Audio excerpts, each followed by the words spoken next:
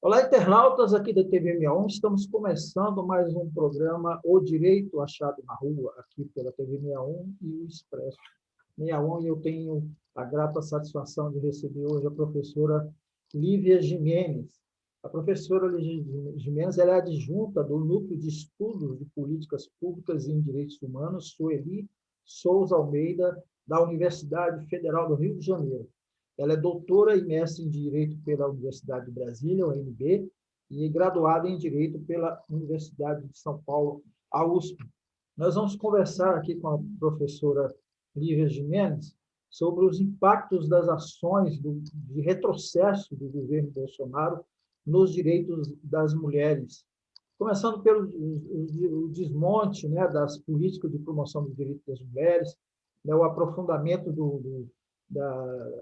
do fim, né, do Ministério das Mulheres, né? E ela vai traçar um relato aí sobre como que começou a ocorrer esse desmonte, né? Portarias, normas, né, que foram fazendo todo esse retrocesso nas políticas públicas, né, em defesa dos direitos das mulheres. Como vai você, Lívia? Tudo bem? Olá, tudo bom? É Prazer um aqui. prazer estar aqui. Que bom. Olivia, vamos começar falando sobre a sua atuação junto ao Núcleo de Estudos do Direito Achado na Rua, né, dentro do tema que você trabalha, que são as pautas feministas, né? Você poderia, então, informando para a gente sobre como que é a sua participação aí no Direito Achado na Rua. Ok. Muito obrigada, Jô Negrão. Obrigada pelo convite, estar aqui. A minha relação com o Direito na Rua, ela começou em 2008, quando eu me mudei para Brasília, e que eu logo integrei também um projeto de extensão, que é vinculado à linha de pesquisa do Direito Achado na Rua, que é das promotoras legais populares, que é um curso de promoção dos direitos das mulheres, que se realiza na cidade de Ceilândia, né, cidade satélite de Brasília, e também teve outras experiências em outras cidades, como em Sobradinho e São Sebastião.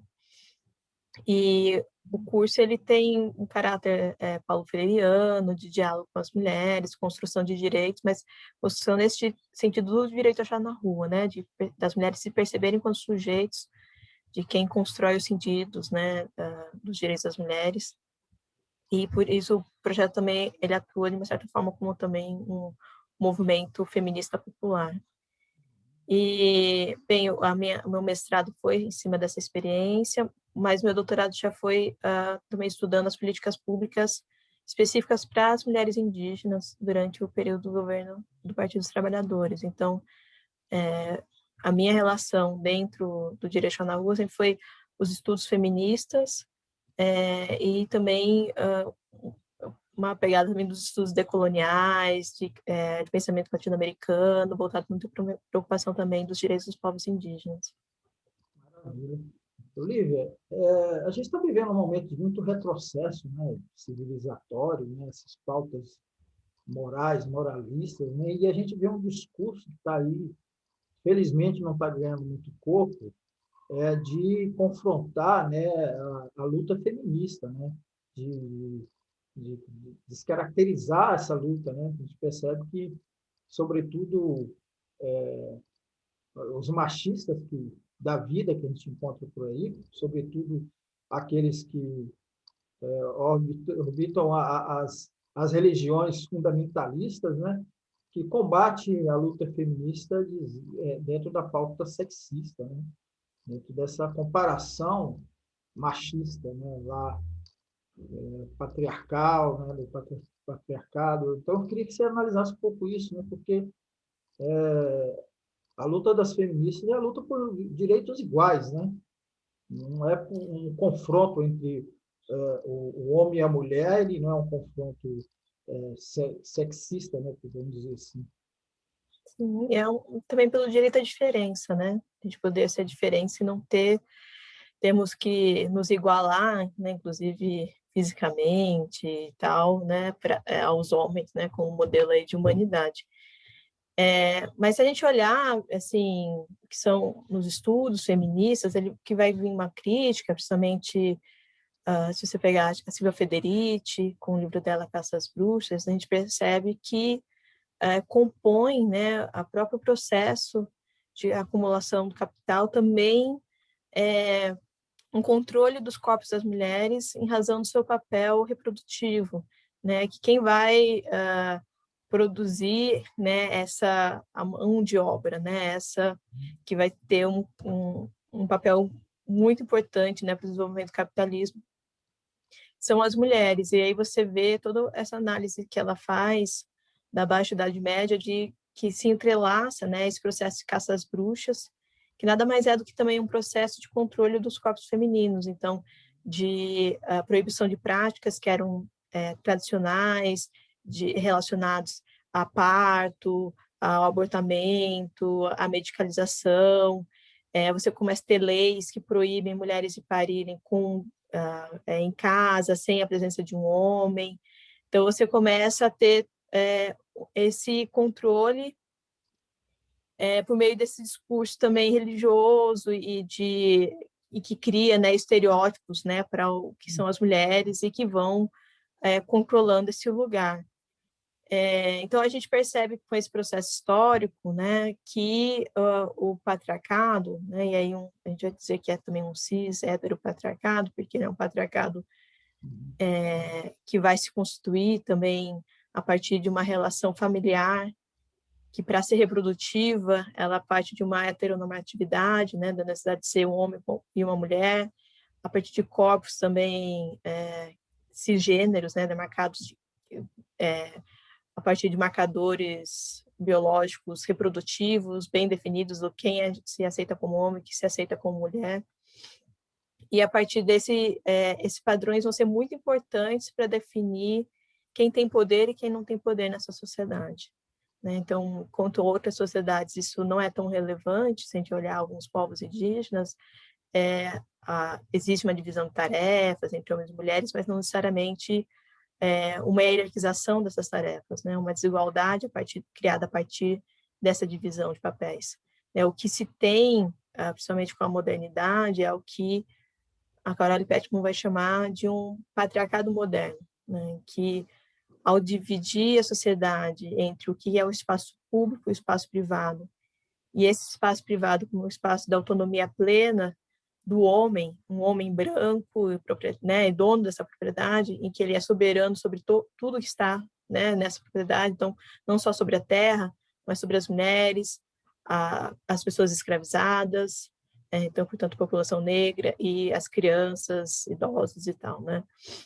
Então, a gente vai ter essa relação patriarcal que é familiar, mas que ela também perpassa por toda a sociedade. Então, que ela a gente tem um poder na sociedade, no espaço público, também exclusivo para o homem, a partir do momento que a cidadania é só reconhecida para o homem. Então, a gente passa a ter um patriarcado que é independente também dessas relações familiares, né? Que ela atravessa toda a sociedade.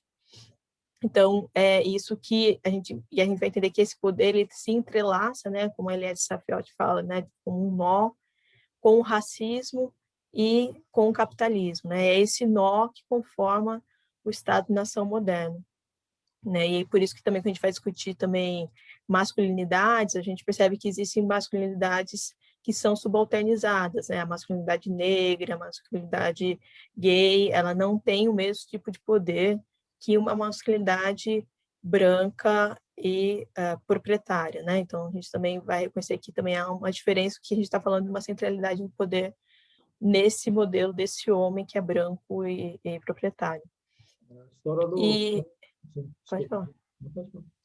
Pode concluir. Não, era isso. Eu ia dizer que, então, se a gente entende isso como a estrutura do nosso próprio Estado, a gente compreende que os processos de lutas, né, eles vão permitindo algumas conquistas, né, como, por exemplo, a luta dos trabalhadores, das trabalhadoras, vai permitindo o reconhecimento de direitos trabalhistas, direitos específicos trabalhistas para as mulheres, alguma conquista de cidadania, como participação ao voto, a poder ser candidata, a própria reconhecimento, né, da nossa condição como capazes civilmente, né, que também é uma conquista apenas de 62, e outros reconhecimentos sobre uma vida sem violência e tal, tudo isso vem realmente da força da luta das mulheres, né, ao longo da história, que vai conseguir que se reconheça, né, a sua dignidade também como um integrante das normas desse Estado.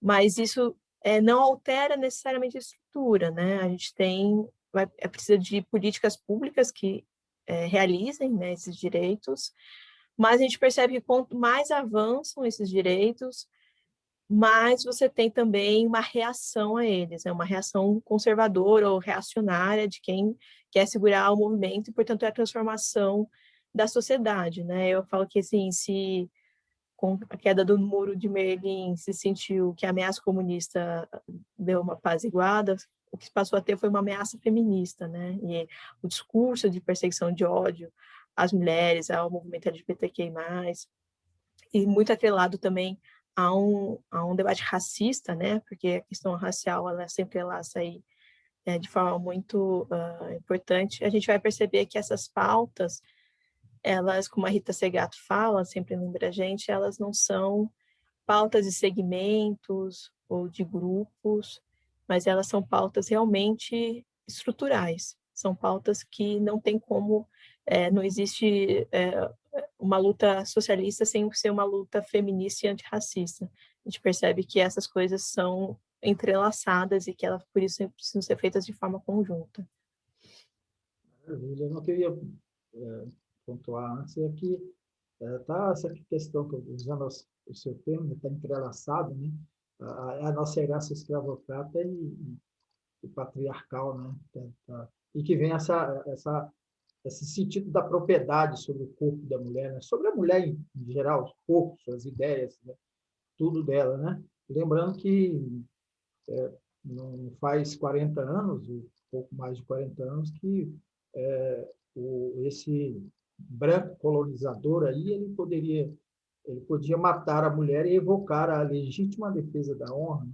Estava na nossa legislação e é incrível que eu, como repórter, cheguei a cobrir situações dessas, né, que eram aceitas, né? Eram aceitas pela...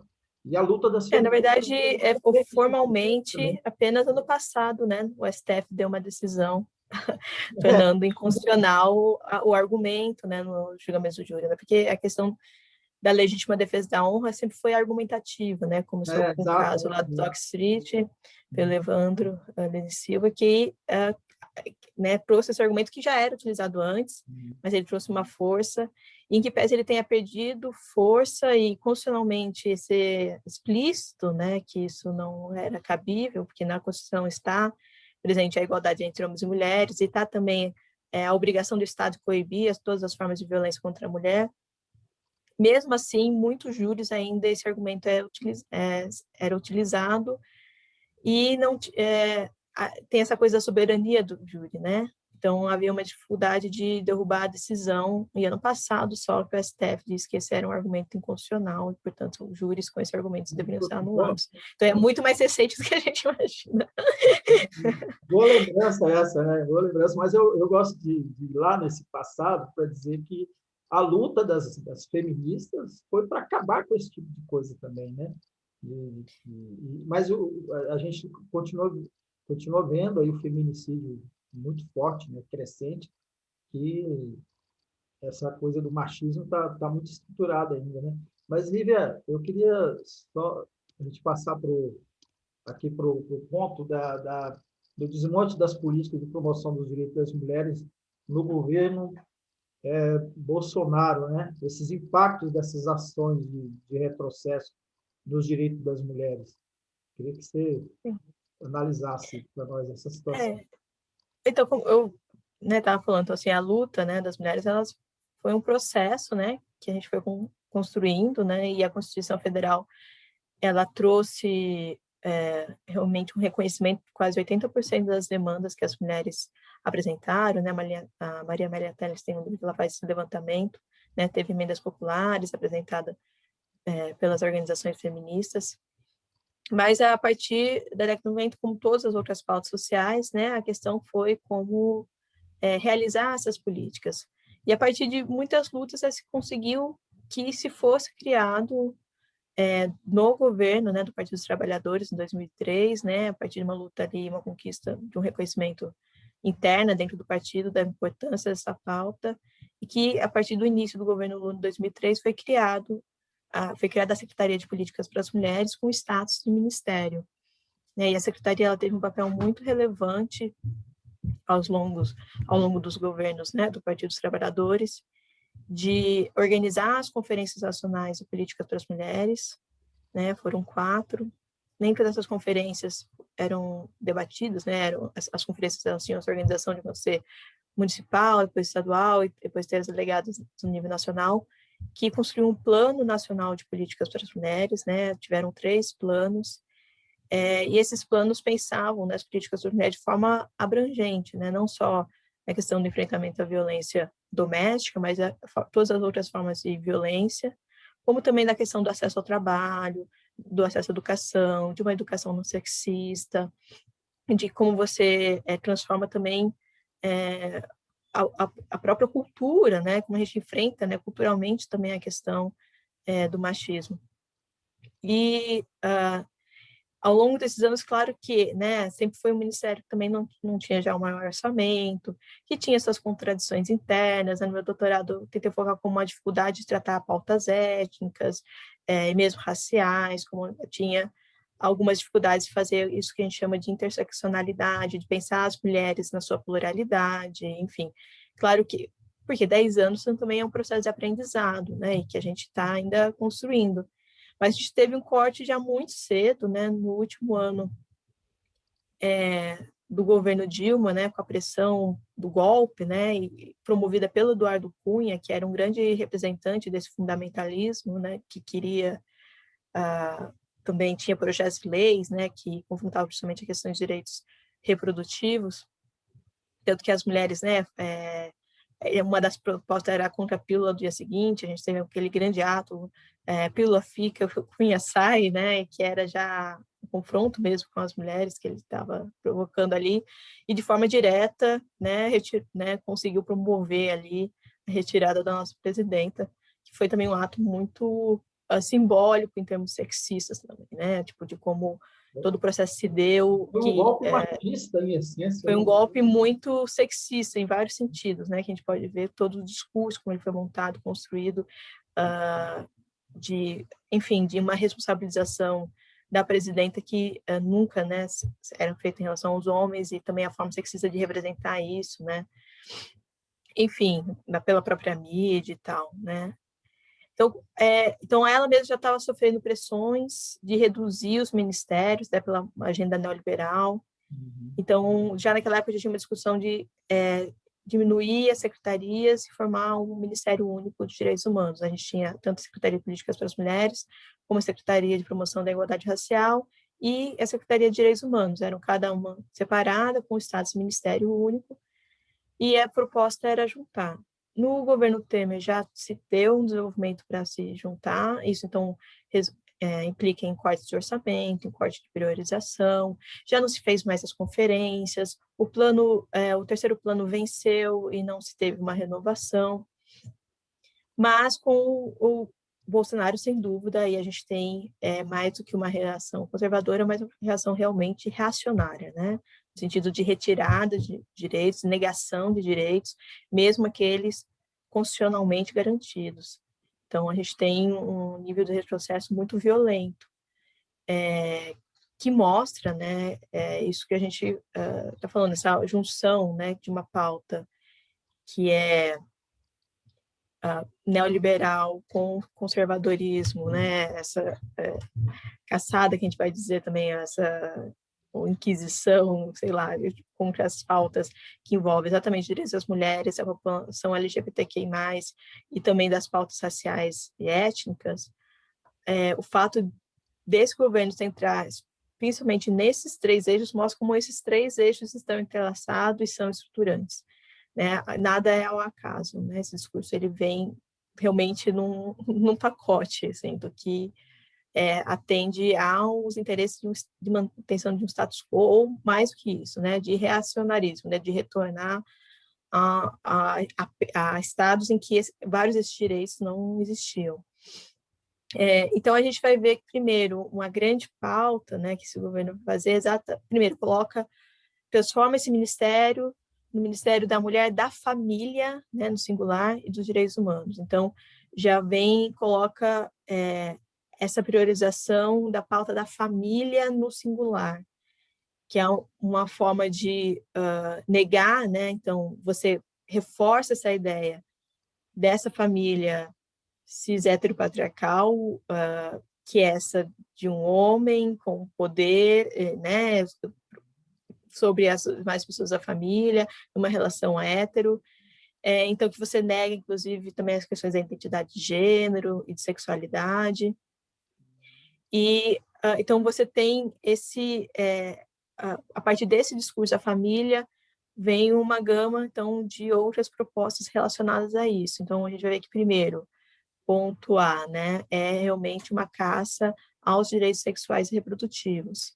E aí a gente vê uma atuação muito forte na questão, principalmente na agenda do aborto, em que você vai ter, inclusive, a atuação do Ministério das Relações Exteriores, que vai organizar internacionalmente com os países, na época com o Trump, que agora saiu, a gente espera que isso melhore, mas um país como a Turquia e tal, que articula essa aliança global de ataque aos direitos reprodutivos em âmbito internacional. Então, o Brasil, que sempre foi internacionalmente, né, na verdade, discursivamente muito avançado nisso, inclusive a Convenção de Belém, que é uma convenção muito importante de direitos das mulheres, né, acontece aqui no Brasil.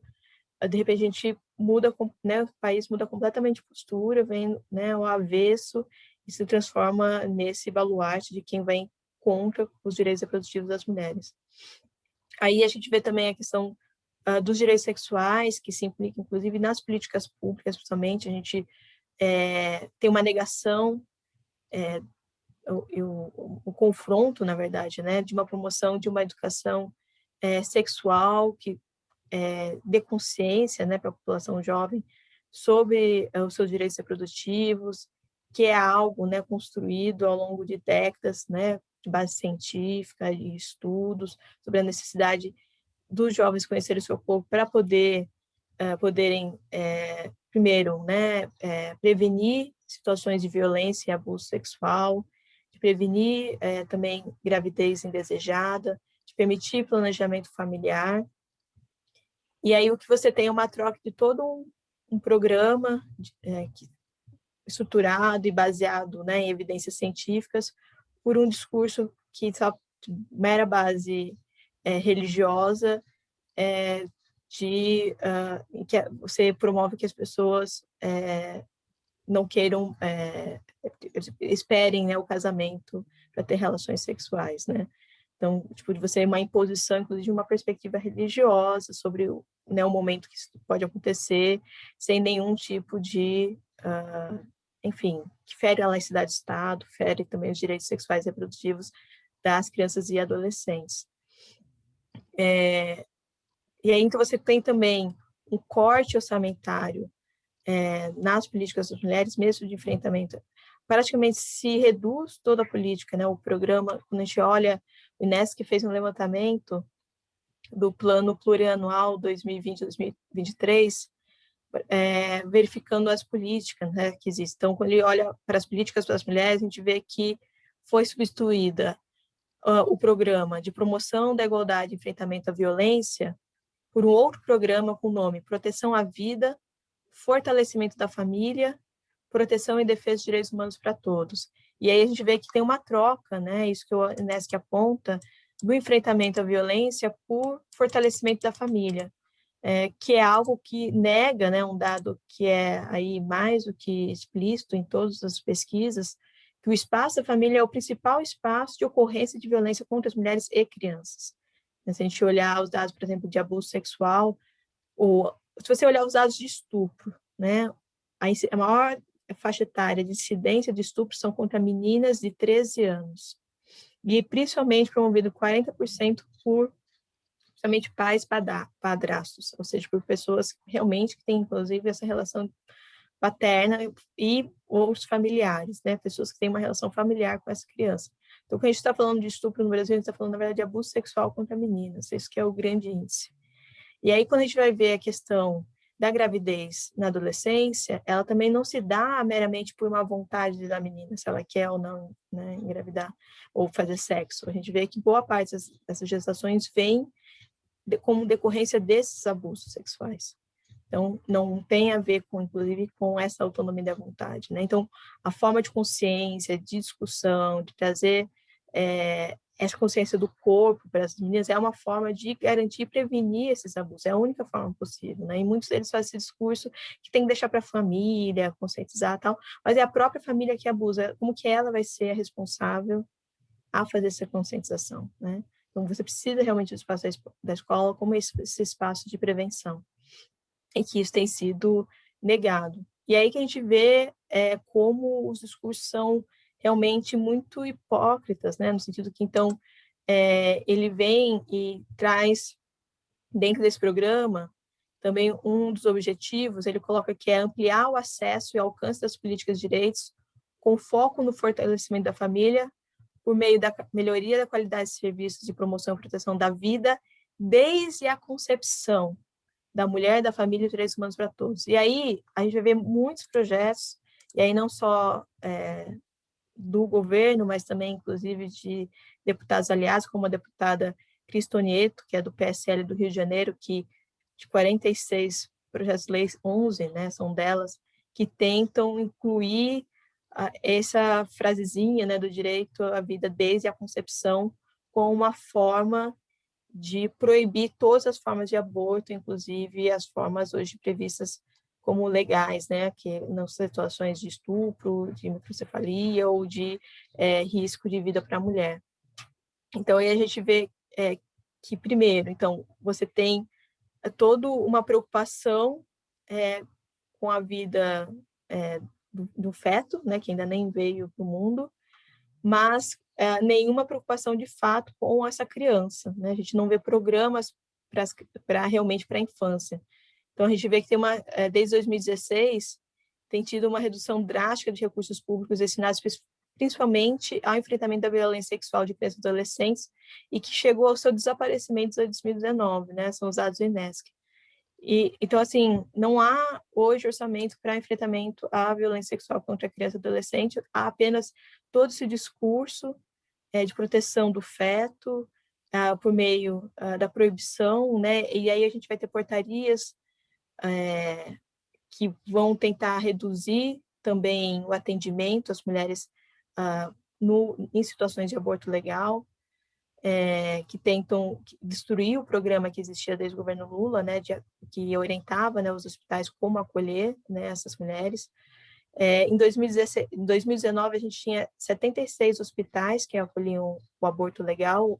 Hoje a gente tem apenas 42 hospitais, então tem tido uma redução mesmo no serviço público de atendimento ao aborto legal, que já não era grande coisa e agora está cada vez pior. A gente percebe com a questão da pandemia, hospitais que eram centros de referência nesse atendimento não têm feito mais, e com a desculpa do atendimento à pandemia como prioridade, né? Mas a gente percebe que também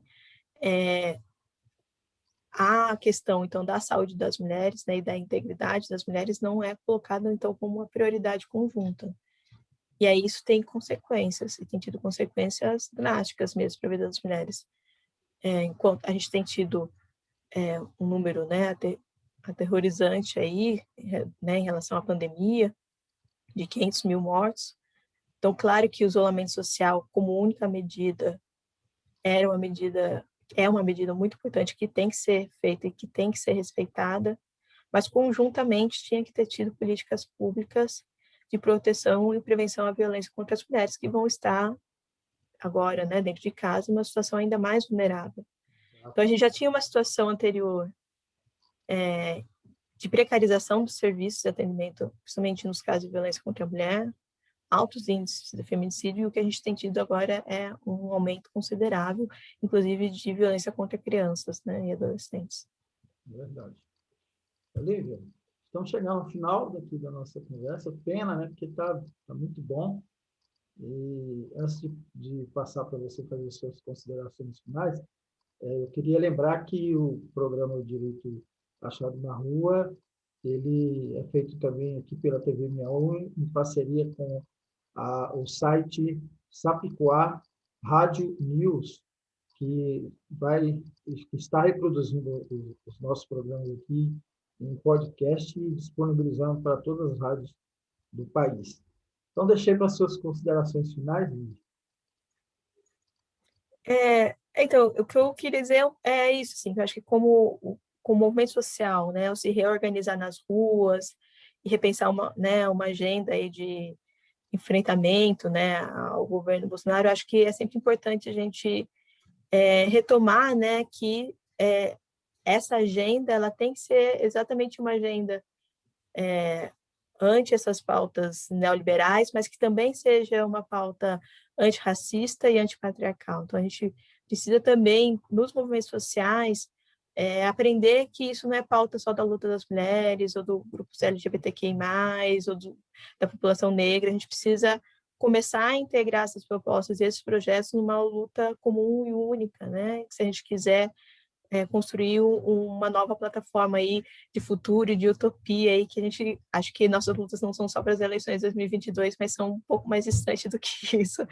Então, acho que também serve um pouco esse momento, né, também de aprendizado e reflexão sobre como que a gente também rearticula nossas lutas numa pauta conjunta e coletiva, né, respeitando aí os lugares de fala, as construções a partir dessas identidades, mas sem perder de rumo, né, de vista essa construção de um mundo comum, né, no sentido de em termos de libertação, né?